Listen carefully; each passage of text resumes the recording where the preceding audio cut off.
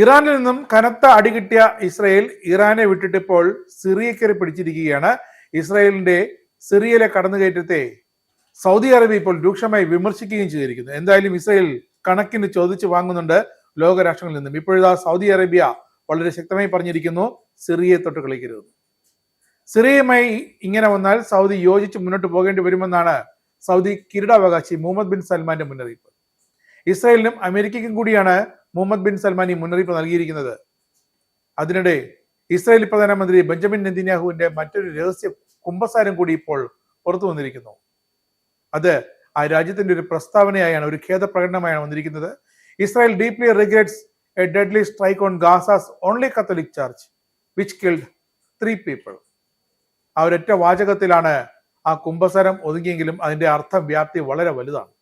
അതെ, ഗസയിലെ ഏക കത്തോലിക്ക ചർച്ച് ബോംബിട്ട് തകർത്തതിൽ ഇസ്രായേൽ പ്രധാനമന്ത്രി ബെഞ്ചമിൻ നെതന്യാഹു നേരിട്ട് പോൾ ലിയോ മാർപ്പാപ്പയെ വിളിച്ച് കുമ്പസരിച്ചിരിക്കുന്നു, ഖേദം പ്രകടിപ്പിച്ചിരിക്കുന്നു. വത്തിക്കാനാണ് ഈ വിവരം പുറത്തുവിട്ടിരിക്കുന്നത്. ഫോൺ സംഭാഷണത്തിൽ പോപ്പ് തിരികെ ആവശ്യപ്പെട്ടത് ഗസയിൽ വെടിനിർത്തൽ വേണമെന്നാണ്. വീണ്ടും വീണ്ടും ആവർത്തിച്ച് ആവശ്യപ്പെട്ടു. ആരാധനാലയങ്ങളും മതവിശ്വാസികളുടെ കേന്ദ്രങ്ങളും സംരക്ഷിക്കണമെന്നും പലസ്തീനിലെയും ഇസ്രായേലിലെയും എല്ലാ മനുഷ്യരെയും സംരക്ഷിക്കാനും പോപ്പ് നെതന്യാഹുവിനോട് ആഹ്വാനം ചെയ്തതായാണ് വത്തിക്കാന്റെ പ്രസ്താവന. പക്ഷേ അതിന് മാത്രം കൃത്യമായ മറുപടി നൽകാൻ നെതന്യാഹുവിനായില്ല. പക്ഷെ ഒന്നുറപ്പ്, ഇനി ഗസയിലെ ഒരു കത്തോലിക്ക പള്ളികളിലും ഇസ്രായേലിന്റെ ബോംബുകൾ ആക്രമണം നടത്തില്ല. കാരണം അവിടെ ഉണ്ടായിരുന്ന ഒരേ ഒരു പള്ളി അത് ഇസ്രായേൽ തച്ചുടച്ചു കഴിഞ്ഞു. എന്തായാലും നെതന്യാഹു ഒന്ന് കുമ്പസരിക്കാൻ തോന്നിയല്ലോ. ഡൊണാൾഡ് ട്രംപിനെ പോലെ വീണ്ടും ഹുങ്കുകാട്ടി തിരിഞ്ഞു പോകാൻ നെതന്യാഹു നിന്നില്ല എന്നിടത്താണ് ഒരു സമാധാനത്തിന്റെ വെള്ളക്കൊടി നാം കാണുന്നത്. പക്ഷേ നെതന്യാഹുവിന്റെ മനസ്സിൽ മറ്റൊന്നാണ്.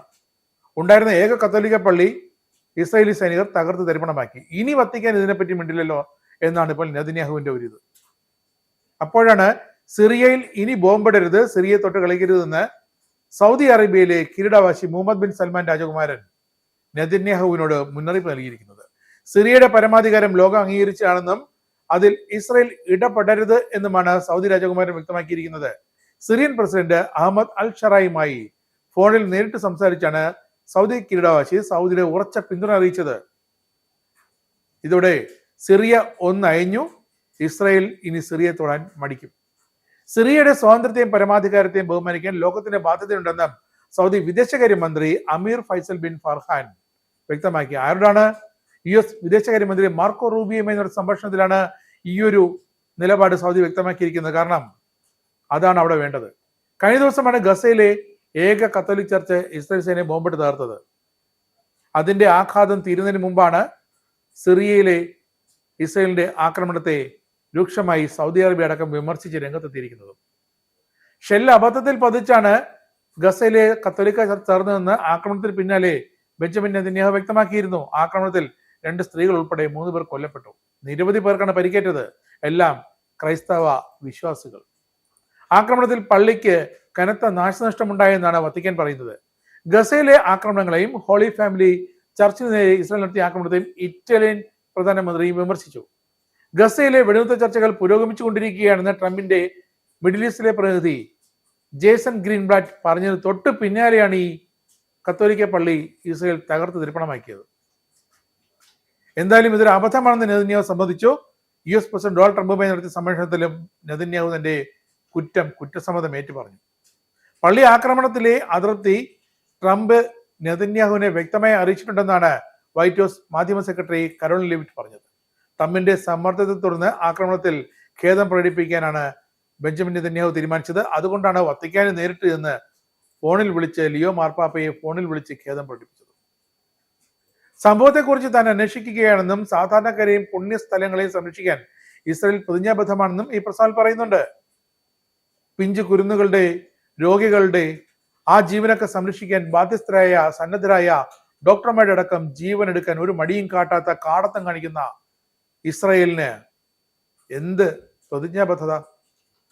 ഇസ്രായേലിന്റെ കണ്ണിൽ പുണ്യസ്ഥലം എന്ന് വച്ചാൽ ഇസ്രായേലിൽ മാത്രമാണ്. അവരുടെ ദൈവം ഇപ്പോൾ ഡൊണാൾഡ് ട്രംപാണ്. അതുകൊണ്ട് തന്നെയാണ് ഇസ്രായേൽ ആരോടും ചോദിക്കാതെ, ആരും തങ്ങളെ വിരട്ടാനില്ല എന്നൊരു ധാർഷ്ട്യത്തിൽ ഇതെല്ലാം ചെയ്തു കൂട്ടുന്നത്.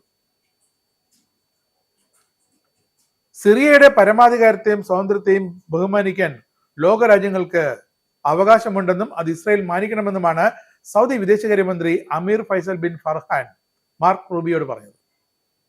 സിറിയക്കെതിരായ ഇസ്രായേൽ ആക്രമണങ്ങളെയും ആഭ്യന്തര കാര്യങ്ങളിൽ ഇസ്രായേൽ നടത്തുന്ന ഇടപെടലുകളെയും സൗദി അപലപിക്കുന്നുവെന്നും ശക്തമായ ഭാഷയിൽ വിദേശകാര്യമന്ത്രി അറിയിച്ചിട്ടുണ്ട്. എന്തായാലും ഗസയിൽ അറബ് രാജ്യങ്ങൾക്ക് സാധിക്കാത്തത് സിറിയയിലെങ്കിലും സാധിച്ചു എന്നതിലെങ്കിലും ഒരല്പം ആശ്വാസമുണ്ട്. ഇസ്രായേലിന്റെ 5 സൈനിക താവളങ്ങളിൽ കനത്ത നാശനഷ്ടം. മോദി വെളിപ്പെടുത്തുന്ന ഇന്ത്യയുടെ വികസനത്തിന്റെ മയക്കുമരുന്ന് വിൽപ്പനയ്ക്കെതിരെ ശക്തമായ നടപടിയെടുത്ത് ഷാർജ പോലീസ്. അമേരിക്കയിലെ സാധാരണ മനുഷ്യരോട് കൂടിയാണ് കോൺഗ്രസിനുള്ളിൽ പങ്കുവയ്ക്കാൻ ഓപ്പറേഷൻ സിന്ദൂറിൽ ഉപയോഗിച്ച